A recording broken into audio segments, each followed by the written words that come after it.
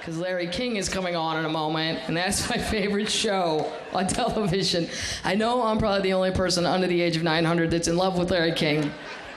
I do, because the man's done over 60,000 interviews, and not one of them has ever made coherent sense. And that's why he never gets fired. It's even better when he has a crazy person on, because then for an hour, nothing makes sense.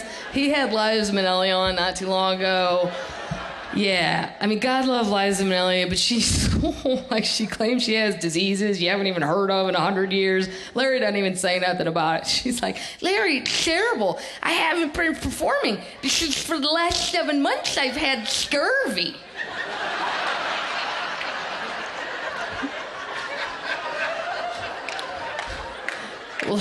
Larry, do you miss your mother?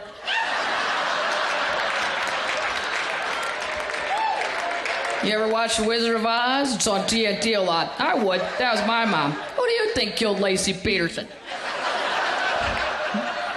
You think Michael Jackson's going to prison? We'll be right back with more Liza Minnelli.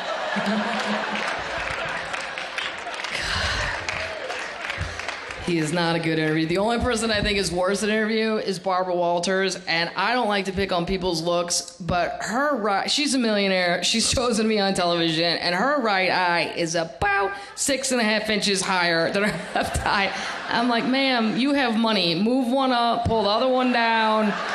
This is highly distracting. I am sideways on the couch, and I cannot get a focal point where I'm like, this is why her guests start crying like halfway through the interview.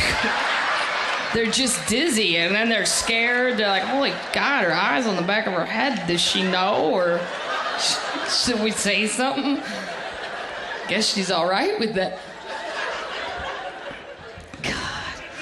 They don't quit, though, egos. I'll tell you the biggest egomaniac I think in this country, bar none, is Dr. Laura, the radio talk show host. Oh, my God. And I don't like her, but sometimes I listen because I cannot believe people continue to call. When they go, we have another caller on the line, I'm like, shut up, how is this possible?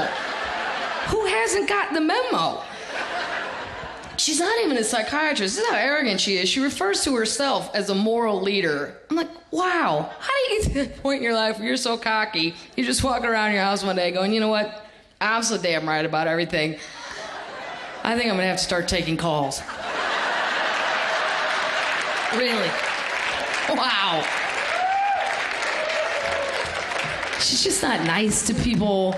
Like, one guy called, basically he said his relationship of 8 months wasn't working out. Dr. Laura goes, where'd you meet this woman? He goes, oh, I didn't think that was important, but actually I met her at a bar. And she's like, well, there's your problem, sir. You met the woman at a bar.